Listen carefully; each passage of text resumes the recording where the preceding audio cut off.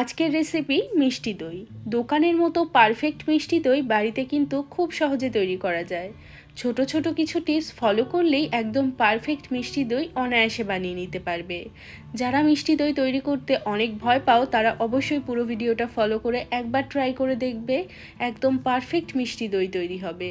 আর যখন মিষ্টি দইটা কেটে কেটে পরিবেশন করবে দেখবে এর থেকে বিন্দুমাত্র জলও কিন্তু ছাড়বে না। আর আজকে আমি মিষ্টি দইটা স্টিলের বাটিতেই জমিয়ে দেখাবো। আশা করব আজকের এই দইয়ের রেসিপিটা তোমাদের অনেক ভালো লাগবে। তাহলে চলো আর কথা না বাড়িয়ে রেসিপিটা ঝটপট করে দেখে নেওয়া যাক। নমস্কার, আমি সুস্মিতা। আমার রান্নাঘরে সবাইকে স্বাগত জানিয়ে শুরু করছি আজকের রেসিপি। মিষ্টি দই তৈরি করার জন্য কড়াইতে আমি দিয়ে দিচ্ছি 1 লিটার পরিমাণে লিকুইড দুধ। এবার গ্যাসের ফ্লেমটা বাড়িয়ে দিয়ে দুধটাকে আমাদের জাল করে নিতে হবে। আমি এখানে 1 লিটার দুধটাকে জাল করে করে 700 ml মতো করে নেব। দুধটা যত ভালোভাবে জাল করা হবে দইয়ের টেস্টটাও কিন্তু তত ভালো আসবে।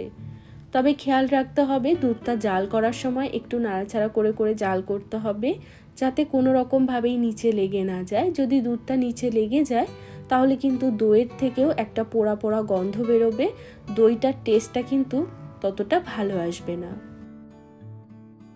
তো এখানে দেখো আধ ঘন্টা মতো সময় নিয়ে দুধটাকে আমি জাল করে নিয়েছি। আর দুধটা এখন দেখে মনে হচ্ছে মোটামুটি 700 ml মতো হয়ে গেছে। দুধটা যত ভালোভাবে জাল হবে দইয়ের স্বাদও কিন্তু তত ভালো হবে। এখন দুধটা আমাদের তৈরি। আমি গ্যাসটাকে অফ করে দুধটাকে সাইডে সরিয়ে রাখবো। এবার একটা চিনির ক্যারামেল তৈরি করব। তার জন্য আমি একটা ফ্রাই প্যানের মধ্যে দিয়ে দিচ্ছি 200 গ্রাম মতো চিনি। চিনিটাকে ভালোভাবে ছড়িয়ে দেব আর এই চিনিটা গলে যাওয়া পর্যন্ত অপেক্ষা করতে হবে। আর চিনিটা গলানোর জন্য কোনো রকম জল ব্যবহার করার প্রয়োজন নেই। গ্যাসের ফ্লেমটা একদম স্লোতে করে মোটামুটি 5-6 মিনিট মতো অপেক্ষা করতে হবে। 5-6 মিনিট পরেই দেখবে চিনিটা অল্প অল্প গলতে শুরু করেছে। যখন চিনিটা গলতে শুরু করবে তখন আমাদের এইভাবে একটু নাড়াচাড়া করে করে চিনিটাকে পুরোপুরি গলিয়ে নিতে হবে। চিনিটা যখন একবার ভালোভাবে গলে যাবে তখন কিন্তু এই চিনিটার মধ্যে একটা সুন্দর কালার আসতে বেশিক্ষণ সময় লাগবে না। ক্যারামেলটা যদি বেশিক্ষণ সময় নিয়ে জাল করা হয় তাহলে দইটা কিন্তু পুরোপুরি তেতো হয়ে যাবে। আর এটা কিন্তু ভীষণ ইম্পর্টেন্ট, ক্যারামেলটা যত ভালোভাবে তৈরি করা হবে দইয়ের স্বাদ কিন্তু ততটাই ভালো আসবে। পুরোটাই ক্যারামেলের ওপরেই ডিপেন্ড করবে এই দইটা কতটা ভালো হবে। তো এখানে দেখো চিনিটা গলে একটা হালকা কালার এসছে। তো আমি এখনই কিন্তু গ্যাসটাকে অফ করে দেব, কেননা এটা বেশিক্ষণ জাল করলে পুরোপুরি কিন্তু কালার চেঞ্জ হয়ে যাবে এবং একদম তেতো হয়ে যাবে। আমি গ্যাসটাকে অফ করে দিয়ে এর মধ্যে অল্প অল্প করে জল মিশিয়ে নিচ্ছি। আর গ্যাসটাকে অফ করেই জলটা মেশাবে, তাহলে কিন্তু জলটা গায়ের মধ্যে ছিটকে আসার আর কোনো সম্ভাবনা থাকবে না। জলটা দিয়ে খুব ভালো করে এইভাবে তাড়াতাড়ি করে মিশিয়ে নিতে হবে। তো এখানে আমাদের ক্যারামেলটা তৈরি হয়ে গেছে। আর এবার এই ক্যারামেলটা দিয়ে দেব দুধের মধ্যে দিয়ে খুব ভালো করে মিশিয়ে নেব। এবার আমি গ্যাসটাকে অন করে দিলাম। এইবার দুধটাকে আমাদের আরও কিছুক্ষণ সময় নিয়ে ভালো করে একটু জাল করে নিতে হবে। তো এখানে আমি দুধটাকে মোটামুটি 20 মিনিট থেকে 25 মিনিট মতো সময় নিয়ে ভালো করে জাল করে নিয়েছি। আর দুধটার মধ্যে দেখো কতটা সুন্দর একটা কালার চলে এসেছে। এখন আমাদের এই দুধের মিশ্রণটা কিন্তু একদম তৈরি। এবার এটাকে একটু ঠান্ডা হওয়ার জন্য ছেড়ে দেব। দুধটা যতক্ষণে আমাদের হালকা একটু ঠান্ডা হচ্ছে ততক্ষণে দেখো এদিকে আমি 250 গ্রাম মতো টক দই এইভাবে ছাঁকনিতে করে মোটামুটি 2 ঘন্টার জন্য রেখে দিয়েছিলাম, যাতে করে দইয়ের থেকে পুরো জলটা বেরিয়ে যায় আর দইটা আমাদের এইরকম একটু টাইট হয়ে যায়। এখন আমি এই দইটাকে একটা বাটিতে ঢেলে নিচ্ছি। এবার এই দইটাকে আমাদের খুব ভালো করে একদম স্মুথ করে ফেটিয়ে নিতে হবে। দইয়ের মধ্যে যদি কোনো রকম জল থাকে তাহলে কিন্তু এই দই দিয়ে দই পাতা কখনোই সম্ভব নয়। তাই জন্য দইয়ের থেকে জলটাকে ভালো করে বার করে নিতে হবে।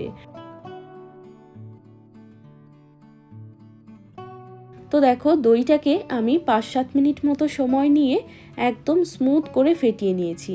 দইটা দেখতে একদম ক্রিমের মতো হয়ে গেছে। ঠিক এই রকম ভাবেই কিন্তু দইটাকে আমাদের তৈরি করে নিতে হবে। তো এখানে আমাদের দইটাও রেডি হয়ে গেছে।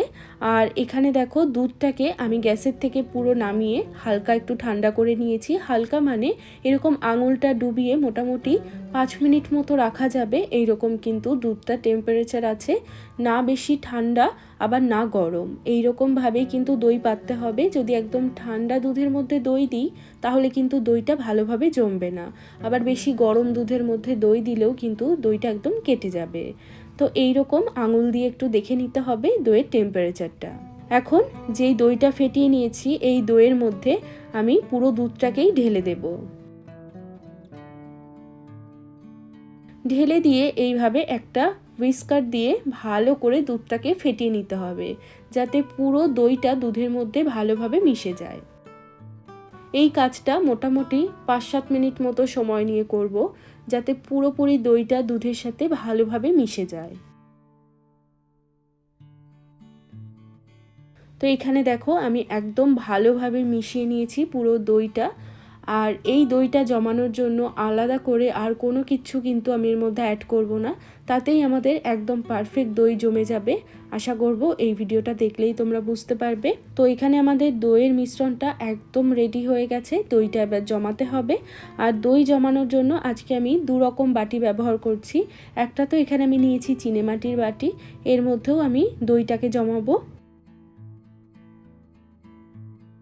তো পুরো বাটিটা ভর্তি করে আমি দইয়ের মিশ্রণটা দিয়ে দিলাম। এবার এখানে আমি নিয়েছি একটা স্টিলের বাটি। এই স্টিলের বাটি আমাদের প্রত্যেকের ঘরেই থাকে, তো এই স্টিলের বাটিতেও কিন্তু আমি সেম দইয়ের মিশ্রণটাই দিয়ে দিলাম।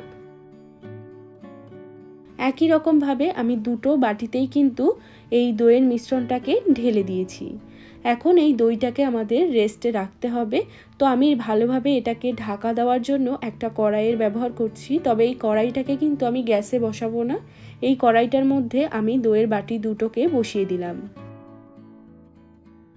দইয়ের বাটি দুটো বসিয়ে দেওয়ার পর এখন ওপর থেকে একটা ঢাকা লাগিয়ে দেব। আর যে কোনো সেফ জায়গায় দইটাকে রাখতে হবে, যাতে বেশি নাড়াচাড়া না করা হয়, এই রকম জায়গায় দইটাকে রাখতে হবে জমানোর জন্য। আর বিশেষ করে একটু গরম জায়গায় রাখলে দইটা আরও ভালোভাবে জমতে পারবে। সারা রাত দইটাকে আমি এইভাবেই রেখে দিয়েছিলাম, আর সকালবেলা যখন উঠে দেখি দই পুরোপুরি জমে গেছে, তারপরেই কিন্তু আমি এটাকে ফ্রিজে রেখেছিলাম 1 ঘন্টার জন্য। আমি রাত্রেবেলা বসিয়েছিলাম দইটা, তাই জন্য সকালে উঠে ফ্রিজে ঢুকিয়েছি। তোমরা যদি দিনের বেলাতেই দই বসাও তাহলে মিনিমাম 8 থেকে 10 ঘন্টা মতো দইটাকে জমতে দেওয়ার জন্য সময় দিতে হবে। যখন দই জমে যাবে তারপরেই কিন্তু দইটাকে ফ্রিজে দিতে হবে। একবার যদি ফ্রিজে দেওয়া হয়ে যায় দই বসার আগেই, তাহলে কিন্তু দই আর জমবে না। তো দই ভালোভাবে জমে যাওয়ার পর তারপরে ফ্রিজে দিয়ে ঠান্ডা করে নিতে হবে। তো এখানে আমার কিন্তু মিষ্টি দই একদম তৈরি। আর দইটা দেখো দেখতে কতটা সুন্দর হয়েছে এবং দইটা কতটা ভালোভাবে জমেছে।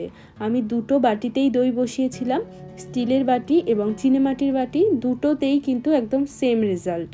তো তোমরাও কিন্তু এইভাবেই বাড়িতে দই জমিয়ে নিতে পারবে। আর পুরো ভিডিওটা ফলো করে একবার বাড়িতে সাহস করে বানিয়ে দেখবে, একদম পারফেক্ট মিষ্টি দই তৈরি হবে। আর এর টেস্টের কথা তো আর কিছু বলারই দরকার নেই, কেননা বাড়িতে বানানো জিনিস সবসময়ের জন্যই সবথেকে বেশি ভালো হয়। তো তোমরা অবশ্যই তৈরি করে দেখবে। আজকের এই মিষ্টি দইয়ের রেসিপিটা তোমাদের কেমন লাগলো সেটা কিন্তু একটা লাইক করে আমাকে অবশ্যই জানাবে। চ্যানেলটিকে এখনও পর্যন্ত সাবস্ক্রাইব করে না থাকলে চ্যানেলটিকে সাবস্ক্রাইব করে নেওয়ার অনুরোধ রইল। সবাই ভালো থাকবে, সুস্থ থাকবে। আমি আবারও চলে আসবো অন্য কোনো রেসিপির সাথে। আজ এ পর্যন্তই, টাটা।